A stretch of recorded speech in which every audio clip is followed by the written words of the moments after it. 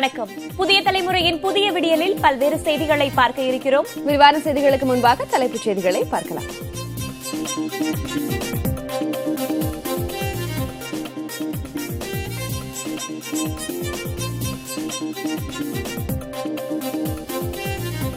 Saudi Arabia மீதான drone தாக்குதலை அடுத்து 28 ஆண்டுகளில் இல்லாத அளவு கச்சா எண்ணெய் விலை கடும் உயர்வு.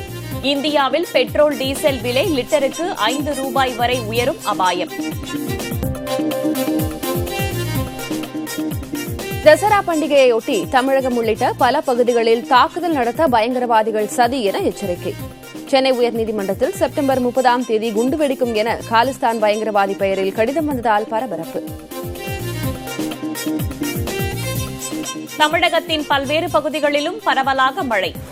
இன்றும் மழை தொடரும் என்று வானிலை ஆய்வு மையம் அறிவிப்பு. ஹிந்தி மொழியை திணிக்கும் மத்திய அரசின் முயற்சியை கண்டித்து வரும் 20ஆம் தேதி ஆர்ப்பாட்டம். உயர்நிலை செயல் திட்டக்குழு கூட்டத்திற்கு பிறகு திமுக தலைவர் ஸ்டாலின் அறிவிப்பு.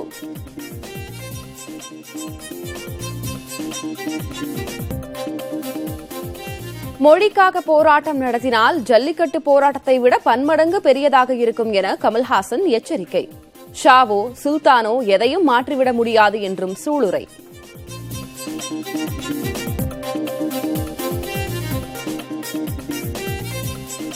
தஞ்சை பதிவாளர் அலுவலகத்தில் லஞ்ச ஒழிப்புத்துறை அதிகாரிகள் நடத்திய சோதனையில் ₹1,00,000 பறிமுதல்.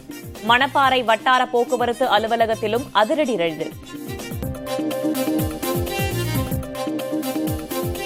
ஜம்மு காஷ்மீரின் முன்னாள் முதலமைச்சரும் நாடாளுமன்ற உறுப்பினருமான ஃபரூக் அப்துல்லா பொது பாதுகாப்பு சட்டத்தின் கீழ் கைது. தேவைப்பட்டால் ஜம்மு காஷ்மீருக்கு சென்று நிலைமையை ஆய்வு செய்வேன் என்று உச்சநீதிமன்ற தலைமை நீதிபதி அறிவிப்பு.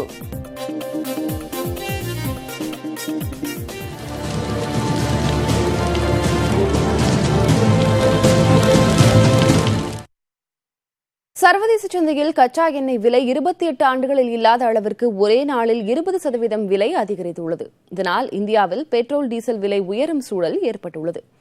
சவுதி அரேபியாவில் உள்ள உலகின் மிகப்பெரிய எண்ணெய் ஆலையின் மீது 10 ஆளில்லா விமானங்கள் மூலம் கடந்த சனிக்கிழமை அதிகாலை தாக்குதல் நடத்தப்பட்டது. மொத்த எண்ணெய் வள நாடுகளோடு ஒப்பிடுகையில் 1/3 பங்கு எண்ணெயை உற்பத்தி செய்யும் சவுதி அரேபியா தனது உற்பத்தியை பாதியாக குறைத்தது. இதனால் கடந்த வெள்ளிக்கிழமை வர்த்தக முடிவில் ஒரு பீப்பாய் பிரெண்ட் கச்சா எண்ணெய் $60.25 இருந்தது. சனிக்கிழமை அதிகாலை நடந்த தாக்குதல் காரணமாக நேற்று தொடங்கிய வர்த்தகத்தில் பிரெண்ட் கச்சா எண்ணெய் ஒரு பீப்பாய் $71.57 என்ற உச்சத்தை தொட்டு பின்னர் $68 குறைந்தது. கச்சா எண்ணெய் விலை உயர்வு இந்தியாவின் பொருளாதார வளர்ச்சியை பாதிக்கும் சூழல் உள்ளது. குறிப்பாக எரிபொருள் தேவைக்காக இந்தியா 83% அளவிற்கு பிரெண்ட் கச்சா எண்ணெய் இறக்குமதி செய்கிறது. ஒரு பீப்பாய் கச்சா எண்ணெய் விலை $10 அதிகரித்தால் அது இந்தியாவின் மொத்த உள்நாட்டு உற்பத்தி வளர்ச்சியை 0.3% அளவிற்கு பாதிக்கும் என்று கூறப்படுகிறது. இதனால் இந்தியாவில் பெட்ரோல் டீசல் விலை லிட்டருக்கு ₹5 வரை உயர வாய்ப்பு உள்ளது. சென்னையில் பெட்ரோல் டீசலின் விலை இன்று உயர்ந்துள்ளது. 1 லிட்டர் பெட்ரோல் 14 காசுகள் விலை உயர்ந்து ₹74.99 விற்கப்படுகிறது. டீசல் லிட்டருக்கு 16 காசுகள் விலை அதிகரித்து ₹69.31 விற்பனையாகிறது. சர்வதேச சந்தையில் கச்சா எண்ணெயின் விலை ஒரே நாளில் 20% வரை உயர்ந்ததே இவற்றின் விலை உயர காரணமாக அமைந்துள்ளது.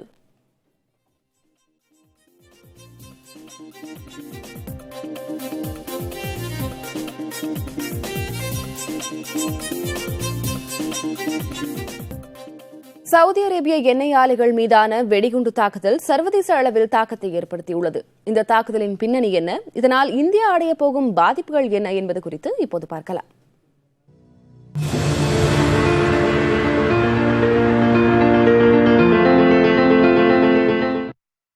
பள்ளிகளின் காலாண்டு விடுமுறையில் எந்த மாற்றமும் இல்லை என பள்ளிக் கல்வித்துறை விளக்கம் அளித்துள்ளது.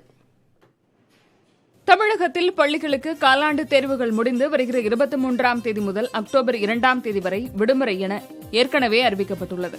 இந்நிலையில் மகாத்மா காந்தியின் 150வது பிறந்த ஆண்டு கொண்டாட்டங்களின் ஒரு பகுதியாக பள்ளிகளில் காந்திய சிந்தனை சார்ந்த நிகழ்ச்சி நடத்தப்படும் என ஒருங்கிணைந்த கல்வி திட்ட இயக்குநர் சுற்றறிக்கை அனுப்பினார். இதனையடுத்து காலாண்டு விடுமுறை நாட்களில் இந்நிகழ்ச்சி குறித்த சுற்றறிக்கை வெளியானதால் விடுமுறை இருக்குமா என சந்தேகம் எழுந்தது. இதனையடுத்து விளக்கம் தந்துள்ள பள்ளிக் கல்வித்துறை காலாண்டு விடுமுறையில் எந்த மாற்றமும் இல்லை என அறிவித்துள்ளது. காந்திய சிந்தனை நிகழ்ச்சிகளில் விருப்பத்தின் பேரில் மாணவர்கள் பங்கேற்கலாம் என்றும் தெரிவிக்கப்பட்டுள்ளது. மின்சார வாகனங்களை தயாரிக்கும் தொழிற்சாலைகளை ஈர்ப்பதற்காக தமிழ்நாடு அரசு பல்வேறு சலுகைகளை அறிவித்திருக்கிறது. 2019ஆம் ஆண்டுக்கான தமிழ்நாடு மின்சார வாகன கொள்கையை முதலமைச்சர் எடப்பாடி பழனிசாமி தலைமைச் செயலகத்தில் வெளியிட்டார். அதில் மின்சார வாகனங்கள், அதற்கான உதிரி பாகங்கள் மற்றும் பேட்டரிகள், பேட்டரி சார்ஜிங் உபகரணங்கள் ஆகியவற்றை உற்பத்தி செய்பவர்களுக்கு சிறப்பு சலுகைகள் அறிவிக்கப்பட்டுள்ளன. 50 கோடி ரூபாய்க்கு மேல் முதலீடு செய்து குறைந்தபட்சம் 50 நபர்களுக்கு நேரடி வேலைவாய்ப்பு வழங்கும் நிறுவனங்களுக்கு பல்வேறு சலுகைகள் வழங்கப்பட்டுள்ளன. தமிழ்நாட்டில் உற்பத்தி செய்யப்பட்டு விற்பனை செய்யப்படும் மின்சார வாகனங்களுக்கான மாநில GST 100% திரும்ப வழங்கப்படும் என்றும் இந்த சலுகை 2030ஆம் ஆண்டு வரை அமலில் இருக்கும் எனவும் தெரிவிக்கப்பட்டுள்ளது. மின்சார வாகனங்கள் உற்பத்திக்கான முதலீடுகளுக்கு 15% வரையும், பேட்டரி உற்பத்திக்கான முதலீடுகளுக்கு 20% வரையும் மூலதன மானியம் வழங்கப்படும் என அறிவிக்கப்பட்டுள்ளது. இந்த சலுகை வரும் 2025ஆம் ஆண்டு வரை செய்யப்படும் முதலீடுகளுக்கு பொருந்தும் என தெரிவிக்கப்பட்டுள்ளது. அரசு தொழிற்பூங்காக்களில் மின்சார வாகனங்கள், மின்னேற்ற உபகரணங்கள், பேட்டரிகள் உற்பத்தி செய்யும் தொழிற்சாலைகளை அமைக்கும் நிறுவனங்களுக்கு நிலத்தின் விலையில் 20% வரை மானியம் வழங்கப்படும் என்றும், தென் மாவட்டங்களில் செய்யப்படும் முதலீடுகளுக்கு நிலத்தின் விலையில் 50% மானியம் வழங்கப்படும் எனவும் தெரிவிக்கப்பட்டுள்ளது. இந்த சலுகை வரும் 2022ஆம் ஆண்டு வரை செய்யப்படும் முதலீடுகளுக்கு பொருந்தும் எனவும் கூறப்பட்டுள்ளது. நிறுவனங்களை அமைக்க நிலம் வாங்குபவர்களுக்கு 2022ஆம் ஆண்டு வரை 100% முத்திரைத்தாள் கட்டண விலக்கு அளிக்கப்படும் எனவும் கூறப்பட்டுள்ளது. இத்துறை தொழில் நிறுவனங்களுக்கு 100% மின்சார வரி விலக்கு அளிக்கப்படும் என்பன உள்ளிட்ட பல்வேறு சலுகைகள் அறிவிக்கப்பட்டுள்ளன. ஹிந்தி மொழியை திணிக்கும் மத்திய அரசின் முயற்சிகளை கண்டித்து வரும் 20ஆம் தேதி தமிழகம் முழுவதும் ஆர்ப்பாட்டம் நடத்தப்படும் என்று திமுக அறிவித்துள்ளது. சென்னையில் உள்ள திமுக தலைமையகமான அண்ணா அறிவாலயத்தில் கட்சியின் தலைவர் மு.க. ஸ்டாலின் தலைமையில் உயர்நிலை செயல்திட்டக் குழு கூட்டம் நடைபெற்றது. இதில் Duraimurugan, TR Balu, RS Bharathi, TKS Elangovan, R ராசா, கனிமொழி உள்ளிட்ட திமுக நிர்வாகிகள் பங்கேற்றனர். கூட்டத்தில் இந்தியாவை இந்தி இணைக்கும் என்ற அமித்ஷாவின் கருத்துக்கு கண்டனம் தெரிவிக்கப்பட்டது. பல்வேறு துறைகளில் இந்தியை திணிக்கும் மத்திய அரசின் முயற்சி நாட்டின் பன்முகத்தன்மைக்கும் வேற்றுமையில் ஒற்றுமை என்ற அடிப்படை நோக்கத்திற்கும் எதிரானது என்று சுட்டிக்காட்டப்பட்டது. மேலும் இந்திய ஆதிக்கத்தால் ஏற்படும் பாதிப்பை முளையிலேயே கிள்ளி எறிந்திட வரும் 20ஆம் தேதி தமிழகம் முழுவதும் மாவட்ட தலைநகரங்களில் கண்டன ஆர்ப்பாட்டம் நடத்த முடிவு செய்யப்பட்டது. இளைஞர்கள், மாணவர்கள், மகளிர், தமிழ் உணர்வு கொண்ட சான்றோர் மற்றும் ஆன்மீக வழி நடப்போரையும் ஒருங்கிணைத்து ஆர்ப்பாட்டம் நடத்துவதென முடிவு செய்யப்பட்டது. முதற்கட்டமாக இதை நாங்கள் அறிவித்திருக்கிறோம். அடுத்து என்ன நடக்கிறது, மத்திய அரசிலிருந்து என்ன பதில் வருகிறது என்பதை பொறுத்திருந்து அதற்கு பிறகு தேவைப்படின் அடுத்த கட்டமாக நடத்த இருக்கக்கூடிய போராட்டத்திற்கு இந்த கருத்திலே ஒத்த கருத்தை ஏற்றுக்கொண்டிருக்கக்கூடிய கட்சிகளோடு கலந்து பேசி அதற்கு பிறகு முடிவு செய்து தொடர்ந்து அதை எப்படி நடத்துவது என்பது குறித்து பேசி முடிவெடுத்து அறிவிப்போம்.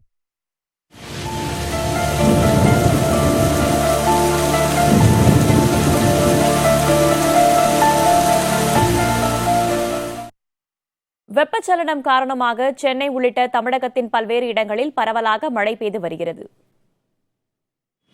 திருவாரூர் மாவட்டத்தில் கமலாபுரம், கொரடாச்சேரி, பூந்தோட்டம் உள்ளிட்ட இடங்களில் பெய்த மழையால் விவசாயிகள் மகிழ்ச்சியடைந்தனர்.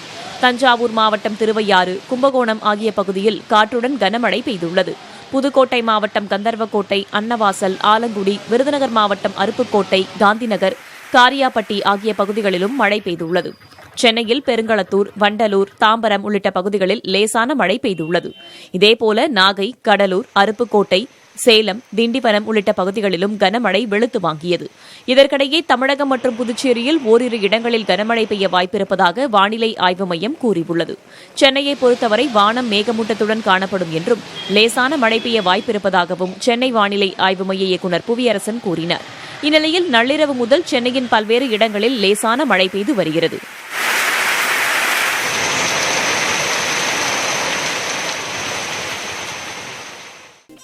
கோவில் மற்றும் ரயில் நிலையங்களில் வெடிகுண்டு தாக்குதல் நடத்தப்போவதாக பயங்கரவாதிகள் மிரட்டல் விடுத்துள்ளதை அடுத்து தமிழ்நாடு உட்பட நாடு முழுவதும் பாதுகாப்பு பலப்படுத்தப்பட்டுள்ளது. காஷ்மீருக்கான சிறப்பு அந்தஸ்து ரத்து செய்யப்பட்டதை தொடர்ந்து பாகிஸ்தான் பயங்கரவாதிகள் இந்தியாவுக்குள் ஊடுருவ வாய்ப்பு உள்ளதாக உளவுத்துறை எச்சரிக்கை விடுத்திருந்தது. இந்நிலையில் ஜெய்ஷ்-இ முகமது பயங்கரவாத இயக்கத்தின் பெயரில் எழுதப்பட்ட மிரட்டல் கடிதம் ஒன்று ஹரியானா மாநிலம் ரோத்தக் ரயில் நிலைய கண்காணிப்பாளருக்கு கடந்த 14ஆம் தேதி கிடைத்தது. அதில் தசரா பண்டிகையான அக்டோபர் 8ஆம் தேதி ராஜஸ்தான், குஜராத், தமிழ்நாடு, மத்திய பிரதேசம், உத்தரப்பிரதேசம், ஹரியானா ஆகிய மாநிலங்களில் உள்ள 6 கோவில்கள் மற்றும் சென்னை, பெங்களூர், மும்பை, ஹிசார், ஜெய்ப்பூர், போபால் உள்ளிட்ட நகரங்களில் இருக்கும் 11 ரயில் நிலையங்களை குண்டு வைத்து தகர்க்கப் போவதாக மிரட்டல் விடுக்கப்பட்டிருந்தது. அந்த கடிதம் ஜெய்ஷ்-இ முகமது இயக்கத்தைச் சேர்ந்த மசூத் அகமது என்பவர் பெயரில் ஹிந்தியில் எழுதப்பட்டிருந்தது.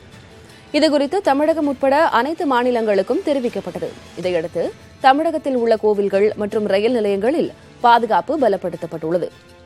சென்னையில் சென்ட்ரல் உள்ளிட்ட அனைத்து ரயில் நிலையங்களிலும் காவல்துறையினர் தீவிர கண்காணிப்பில் ஈடுபட்டு வருகின்றனர். சென்னை உயர்நீதிமன்றத்தில் வரும் 30ஆம் தேதி வெடிகுண்டு வெடிக்கும் என்று கடிதம் மூலமாக மிரட்டல் விடுக்கப்பட்டுள்ளது. சென்னை உயர்நீதிமன்ற பதிவாளருக்கு காலிஸ்தான் ஆதரவு குழுவைச் சேர்ந்த ஹதர்ஷன் சிங் நாக்பால் என்பவரின் பெயரில் மிரட்டல் கடிதம் வந்துள்ளது. அதில் சென்னை உயர்நீதிமன்றத்தில் வரும் 30ஆம் தேதி வெடிகுண்டு வெடிக்கும் என்று குறிப்பிடப்பட்டுள்ளது. தானும் தனது மகனும் சேர்ந்து வெடிகுண்டு தாக்குதல் நடத்தப் போவதாகவும் தெரிவிக்கப்பட்டுள்ளது. இது தொடர்பாக உயர்நீதிமன்ற பதிவாளர் தரப்பில் இருந்து சென்னை காவல் ஆணையர் மற்றும் மத்திய தொழில் பாதுகாப்பு படை பிரிவிலும் புகார் அளிக்கப்பட்டது. இதனையடுத்து வெடிகுண்டு கண்டுபிடிப்பு மற்றும் செயலிழப்பு படையினர் உயர்நீதிமன்றத்திற்கு விரைந்தனர். நிபுணர்களோடு ஹீரோ என்ற மோப்ப நாயும் சோதனையில் ஈடுபடுத்தப்பட்டது.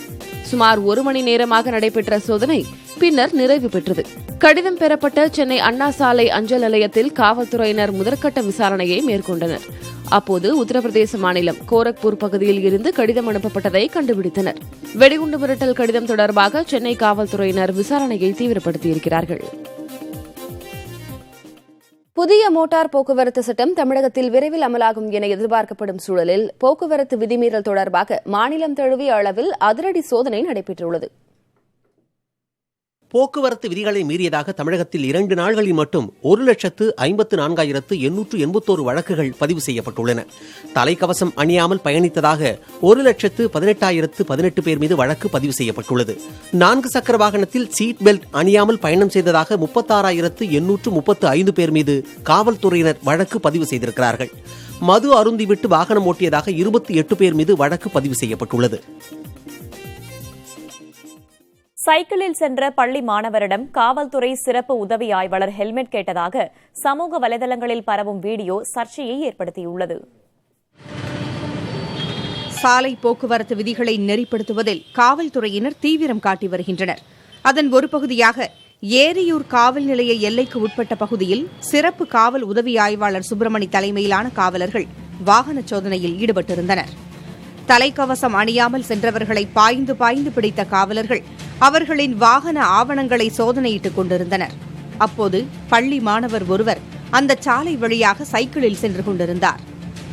திரைப்பட கதாநாயகன் போல சாலையின் குறுக்கே பாய்ந்த உதவி ஆய்வாளர் மாணவரின் சைக்கிளை தடுத்து நிறுத்தினார். இருசக்கர வாகனங்களின் சாவியை பிடுங்குவதைப் போல சிறுவன் வைத்திருந்த இலவச சைக்கிளுக்கு பூட்டு போட்ட அவர் அதை அப்படியே தூக்கி ஓரங்கட்டி வைத்துவிட்டார். தன்னை ஏன் காவலர்கள் தடுத்து நிறுத்தினார்கள் என்பது தெரியாமல் திகைத்து நின்றார் அந்த சிறுவர். அவரிடம் தலைக்கவசம் அணியவில்லை என்பதற்காக காவல்துறையினர் அபராதம் செலுத்தச் சொன்னதாக கூறப்படுகிறது. என்ன செய்வது என தெரியாமல் குழம்பிப்போன மாணவர் குடும்பத்தினருக்கு தகவல் தெரிவித்துள்ளார். அதன் பின்னர் 1 மணி நேரமாக காக்க வைத்த காவலர்கள் ஒரு வழியாக சைக்கிளையும் பள்ளி மாணவரையும் விடுவித்திருக்கிறார்கள். இந்த வீடியோ சமூக வலைதளங்களில் பரவி சர்ச்சையை ஏற்படுத்தியுள்ளது. புதிய தலைமுறைக்காக செய்தியாளர் விவேகானந்தன்.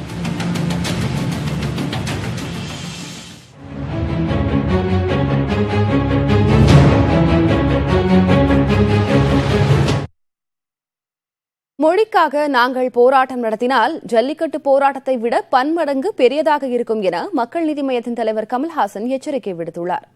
இது தொடர்பாக அவர் வெளியிட்டிருக்கும் வீடியோவில் ஷாவோ சுல்தானோ எதையும் மாற்றிவிட முடியாது என்றும் கூறியுள்ளார். பல ராஜாக்கள் தங்கள் ராஜ்யங்களை விட்டுக் கொடுத்து உருவானதுதான் இந்தியா.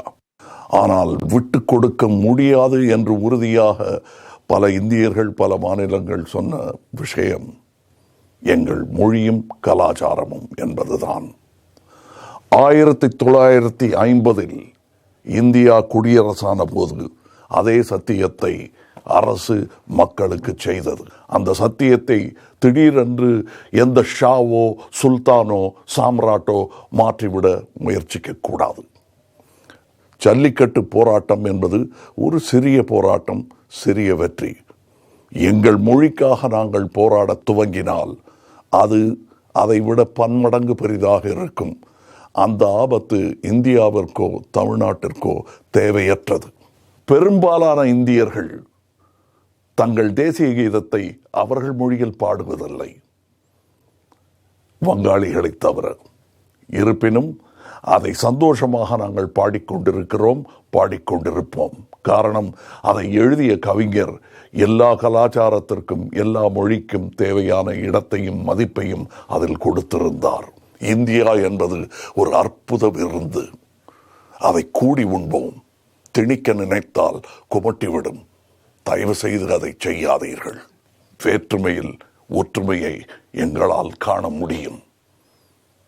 வாழிய செந்தமிழ், வாழ்க நற்றமிழர், வாழிய பாரத மணி திருநாடு. மொழி பாடங்களுக்கு ஒரே தாளாக தேர்வு நடைபெறும் என அறிவிக்கப்பட்டதை அடுத்து 10ஆம் வகுப்பு மாணவர்களுக்கான பொதுத் தேர்வு அட்டவணை மாற்றியமைக்கப்பட்டுள்ளது. 10ஆம் வகுப்பு தேர்வில் தமிழ், ஆங்கிலம் உள்ளிட்ட மொழிப்பாடங்களுக்கு 2 தாள்களாக தேர்வு நடத்தப்பட்டு வந்த நிலையில் இனி ஒரே தாளாக தேர்வு நடத்தப்படும் என்று கடந்த 13ஆம் தேதி அரசாணை வெளியிடப்பட்டது. அதன்படி 10ஆம் வகுப்பு பொதுத் தேர்வு அட்டவணையும் மாற்றி அமைக்கப்பட்டுள்ளது. இது தொடர்பாக அரசு தேர்வுகள் இயக்ககம் வெளியிட்டிருக்கும் செய்திக்குறிப்பில் மார்ச் மாதம் 19ஆம் தேதி தொடங்கவிருந்த 10ஆம் வகுப்பு பொதுத் தேர்வு மார்ச் மாதம் 27ஆம் தேதி முதல் தொடங்கும் என்று அறிவிக்கப்பட்டுள்ளது. மார்ச் மாதம் 27ஆம் தேதி தமிழ் பாடத்திற்கான தேர்வும் மார்ச் மாதம் 28ஆம் தேதி மாற்றுமொழி பாடத்திற்கான தேர்வும் நடைபெற உள்ளது. மார்ச் மாதம் 31ஆம் தேதி ஆங்கில பாடத்திற்கான தேர்வு நடைபெறும் என அறிவிக்கப்பட்டுள்ளது. தொடர்ந்து ஏப்ரல் 3ஆம் தேதி சமூக அறிவியலும், ஏப்ரல் 7ஆம் தேதி அறிவியலும், ஏப்ரல் 13ஆம் தேதி கணித தேர்வும் நடைபெற உள்ளது.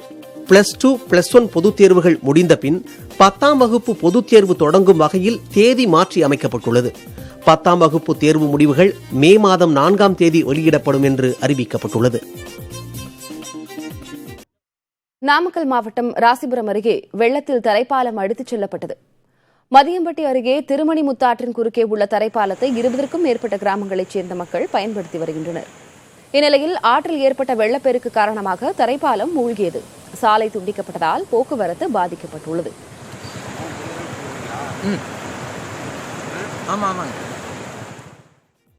ஜம்மு காஷ்மீரின் முன்னாள் முதலமைச்சர் ஃபரூக் அப்துல்லா தனது தந்தை ஷேக் அப்துல்லா கொண்டு வந்த பொது பாதுகாப்பு சட்டத்தின் கீழ் கைது செய்யப்பட்டார். ஸ்ரீநகரில் இருக்கும் அவரது வீடு சிறையாக மாற்றப்பட்டு பாதுகாப்பு பலப்படுத்தப்பட்டுள்ளது. காஷ்மீருக்கான சிறப்பு அந்தஸ்து வழங்கி வந்த சட்டப்பிரிவு 370 ரத்து செய்யப்பட்ட பிறகு அசம்பாவிதங்களை தடுக்க அங்கு கடும் கட்டுப்பாடுகள் விதிக்கப்பட்டுள்ளன. தேசிய மாநாட்டுக் கட்சியின் தலைவரும் முன்னாள் முதலமைச்சருமான ஃபரூக் அப்துல்லா, மெஹபூபா முஃப்தி உள்ளிட்ட அரசியல் கட்சித் தலைவர்கள் வீட்டுக்காவலில் வைக்கப்பட்டனர். இந்நிலையில் ஃபரூக் அப்துல்லா PSA எனப்படும் பொது பாதுகாப்பு சட்டத்தின் கீழ் கைது செய்யப்பட்டுள்ளார். இதனையடுத்து ஸ்ரீநகர் குப்கார் சாலை பகுதியில் இருக்கும் அவரது வீடு சிறையாக மாற்றப்பட்டு தொடர் காவலில் வைக்கப்பட்டுள்ளார்.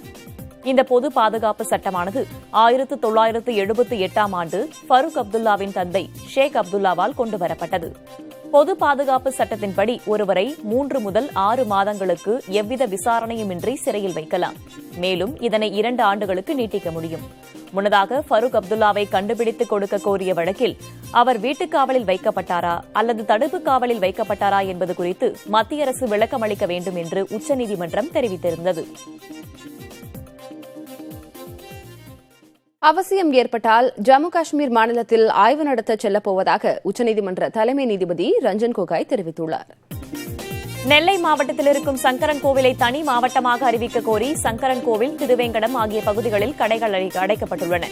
திருநெல்வேலி மாவட்டத்திலிருந்து பிரிக்கப்பட்டு தென்காசி தனி மாவட்டமாக அறிவிக்கப்பட்டதை அடுத்து சங்கரன் கோவிலையும் தனி மாவட்டமாக அறிவிக்க வேண்டும் என்ற கோரிக்கை எழுந்துள்ளது.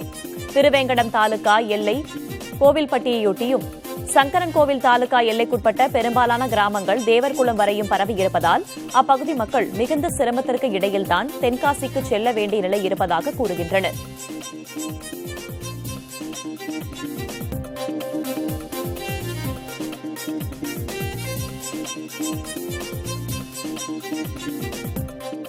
பெரியாரின் 141வது பிறந்த நாளையொட்டி அவரது சிலைக்கு திமுக தலைவர் மு க ஸ்டாலின் மரியாதை செலுத்தி வருகிறார். அந்த காட்சிகளை நேரலையில் பார்க்கலாம்.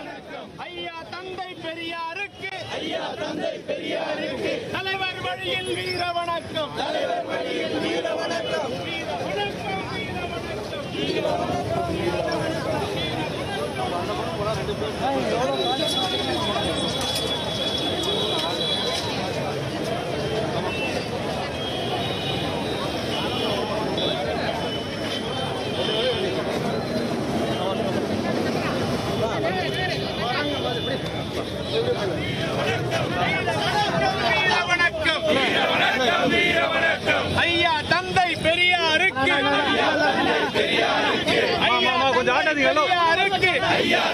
பெரியாருக்கு கழக தலைவர் தலைமையிலே வீர வணக்கம் வீர வணக்கம் வீர வணக்கம் வீர வணக்கம் வீர வணக்கம் வீர வணக்கம் வீர வணக்கம் வீர வணக்கம் வீர வணக்கம் வீர வணக்கம் வீர வணக்கம் வீர வணக்கம் ஐயா தந்தை பெரியாருக்கு ஐயா தந்தை பெரியாருக்கு ஐயா.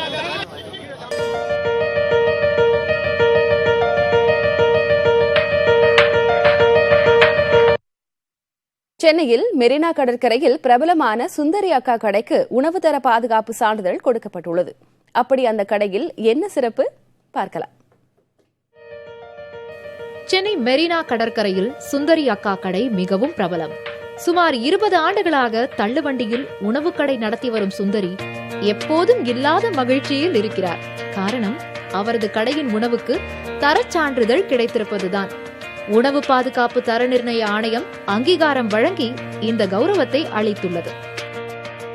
ஏற்கனவே 2 வருஷத்துக்கு முன்னாடியாவே உணவுத்துறையிலிருந்து பொருள் காட்சியில் எங்கள் கடை வச்சிருக்கிறாங்க. அப்புறம் மறுபடியும் இது மாதிரி ஒரு இதுக்கு டெல்லிக்கு செலக்ட் ஆனேன். அப்புறம் அது கேன்சல் ஆகிடுச்சு. மறுபடியும் தமிழ்நாடு மதராஸ் பட்டினமா 10 ஆபீசராக சேர்ந்து தேர்ந்தெடுத்தாங்க. இந்த கடையில் கடலை எண்ணெயால் செய்யப்படும் மீன் உணவுதான் ஸ்பெஷல். சுந்தரி அக்காவின் கைப்பக்குவம் மெரினாவுக்கு வரும் அனைவரையும் கவர்ந்திழுப்பதாக கூறுகின்றனர் வாடிக்கையாளர்கள். பொருளுமே கடலில் தான் சமைக்கிறோம். மசாலா எல்லாமே கையால் அரைக்கிற மசாலா தான். அது அக்கா அரைச்சி கொடுத்துருவாங்க. அது அப்புறம் இங்கே தலைகறி, ஈரல், எறா, கடமா, நண்டு, வஞ்சிர மீன், அப்புறம் கோழி மீன் இருக்கும். அப்புறம் சங்கரா மீன், கடவரா மீன்கள் எல்லா மீனும் நம்மள்ட்ட இருக்கும். இங்கே தெருவில் இருக்கிறவங்களுக்கு சர்டிஃபிகேட் கொடுத்தது ரொம்ப நல்ல விஷயம். ஏன்னா அவங்க ப்ரிப்பேர் பண்ணுறாங்க. ஸோ அதுக்கான நல்ல தரமான ஒரு ப்ராடக்ட் தயார் பண்ணும்போது நல்ல விஷயமா தோணுது. இதே மாதிரி மற்ற ஊர்லேயும் எல்லா ஊர்லேயும் பண்ணால் நல்லா இருக்கும். சுந்தரி அக்காவின் கடையின் உணவுக்கு கிடைத்த இந்த அங்கீகாரம் அவரை மட்டுமின்றி அங்கு பணிபுரியும் பணியாளர்களையும் வாடிக்கையாளர்களையும் மகிழ்ச்சி அடைய வைத்துள்ளது. மக்களுக்கு பாதுகாப்பான உணவை அளிக்கும் தரமான தெருவோர கடை என்ற அங்கீகாரத்தை அரசு சுந்தரி அக்கா கடைக்கு அளித்துள்ளது. இது போன்றது ஒரு அங்கீகாரம் இன்னும் பல தெருவோர கடைகளுக்கு ஒரு ஊக்கத்தை ஏற்படுத்தும் என்பதில் மாற்று கருத்தில்லை. புதிய தலைமுறைக்காக ஒளிப்பதிவாளர் கணபதியுடன் கதிரவன். இலங்கையில் நடந்த இறுதிப் போரில் காணாமல் போனவர்களை மீட்க வலியுறுத்தி பேரணி நடத்தப்பட்டது. இலங்கையில் இறுதிப் போரின் போது காணாமல் போனவர்களை மீட்க வேண்டும் என்பது உள்ளிட்ட கோரிக்கைகளை வலியுறுத்தி எழுக தமிழ் பேரணி நடைபெற்றது. யாழ்ப்பாணம் பல்கலைக்கழகத்தில் இருந்தும் நல்லூர் கந்தசாமி கோவிலில் இருந்தும் திரளான தமிழ் மக்கள் பேரணியாக சென்றனர். போரின் போது காணாமல் போன தமிழர்களை மீட்க வேண்டும், தமிழர்களின் நிலத்தை திரும்ப ஒப்படைக்க வேண்டும், அரசியல் கைதிகளை விடுவிக்க வேண்டும் என்பன உள்ளிட்ட 6 அம்ச கோரிக்கைகளை முன்வைத்து நடைபெற்ற இந்த பேரணி யாழ்ப்பாணம் கோட்டை அருகே உள்ள திடலில் நிறைவடைந்தது. அதில் பேசிய வடக்கு மாகாண முன்னாள் முதலமைச்சர் விக்கினேஸ்வரன், இலங்கையில் அமைதியும் நல்லிணக்கமும் திரும்ப சர்வதேச வாக்கெடுப்பு நடத்த உலக நாடுகள் முயற்சிகள் மேற்கொள்ள வேண்டும் என்றார். வவுனியா, அம்பாறை, திருகோணமலை, மட்டக்களப்பு, மன்னார் உள்ளிட்ட பகுதிகளில் இருந்து ஆயிரக்கணக்கான தமிழர்கள் இந்த பேரணியில் பங்கேற்று தங்கள் கோரிக்கைகளை வலியுறுத்தினர். மேலும் பல அண்மை செய்திகளுக்காக தொடர்ந்து இணைந்திருங்கள் புதிய தலைமுறையோடு.